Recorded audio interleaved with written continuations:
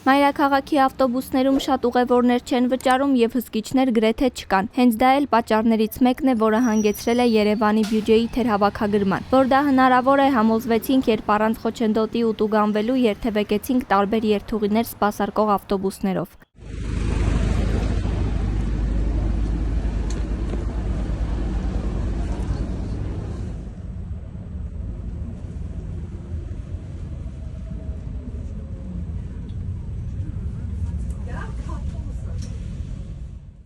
Օրերս Երևանի քաղաքապետարանը կառավարության պահուստային ֆոնդից 3 միլիարդ դրամ ստացավ։ Պատճառն այն է, որ Երևան քաղաքի բյուջեում թերհավաքագրումներ կան, որը մեծ մասամբ վերաբերում է հանրային տրանսպորտի ուղևորներին։ Գործադիրի տրամադրած գումարով քաղաքապետարանը 45 տրոլեյբուս կգնի։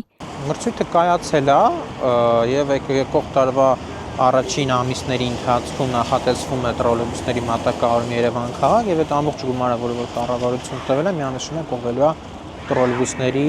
գնման գործընթացին։ Իսկ ինչու են Երևան քաղաքի բյուջեում թերհավաքագրումներ։ Փետրվարից տրանսպորտից օգտվելու մեկ ուղևորության արժեքը դարձավ 150 դրամ։ Թանկացմանը զուգահեռ ընդդիմադիր գործիչները, հիմնականում Երևանի ավագանու Մայր Հայաստան խմբակցությունն ու նախկին քաղաքապետ Հայկ Մարությանն իր թիմով բոյկոտի նախաձեռնություններ սկսեցին։ Քաղաքային իշխանության խոսքով սա է տրոլեյբուսների գնման գործընթացի ձախողման պատճառը։ Մայր Հայաստան խմբակցության ղեկավար Մանուկ Սուքիասյանը հակադարձում է, թերհավաքագրումների պատճառը ոչ թե իրենց բոյկոտն է, այլ վատ կառավարումը։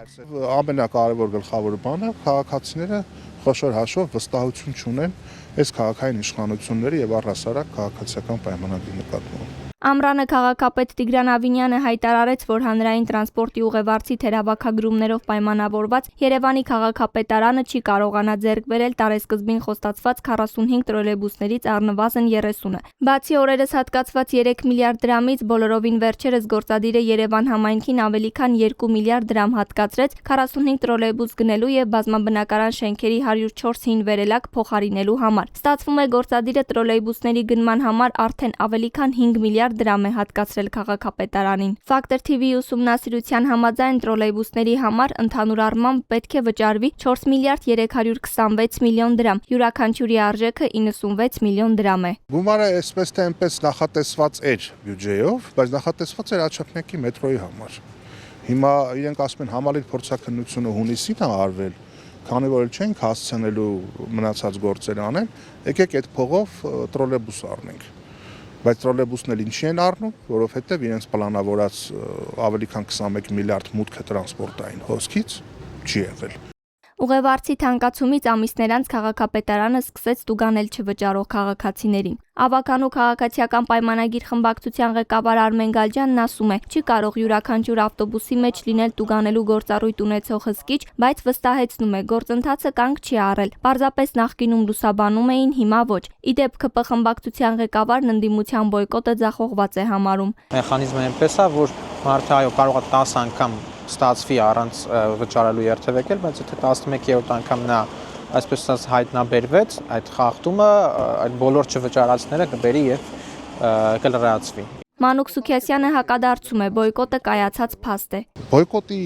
նախադրյալներն ու նախապայմանները ստեղծել են իրենք, ինչով որ օբյեկտիվորեն շատ դեպքերում, ասենք երեկոյան ժամը 6-ից հետո հնարավոր չի ուղղակի քաղաքացին հասնի այդ վալիդատորին, որ վճարի, ասենց ավտոբուսի դռները մի կերպ փակվում։ Գալջյանն ընդունում է, հիմա էլ կան չվճարող քաղաքացիներ, սակայն նրանք ավականու անդամի պնդմամբ փոքր թիվ են կազմում։ Քաղաքացին եթե մի անգամ տուգանվի, ենթադրաբար շատ երկար ժամանակ այլևս այդ վարկը չի ցուցաբերի։ Քաղաքապետարանի լրատվության վարչությունից տեղեկացրին, որ օգոստոսի 19-ից, այսինքն տուգանքների կիրառման սկզբից մինչև նոյեմբերի 25-ը ներառյալ, տուգանքի 1180 որոշում է կազմվել։ 860 ուղևոր տոմս չի ունեցել, 91-ն այլ անձի արտոնության տոմսով է երթևեկել, 229 ուղևոր տոմս ունեցել է, բայց չի վճարել, այսինքն այն չի մոտեցրել վալիդատորին։ 2025 թվականի բյուջեով նախատեսվում էր, որ տրանսպորտի ուղևորների եկամուտից ստացված միջոցները պետք է լինեին 21 միլիարդ 303 միլիոն 814 հազար դրամ, բայց նոյեմբերի 4-ի դրությամբ փաստացի հավաքագրվել է 12 միլիարդ 806 միլիոն 901 հազար դրամ, այսինքն թերհավաքագրումը 5.5 միլիարդ դրամ է կազմում։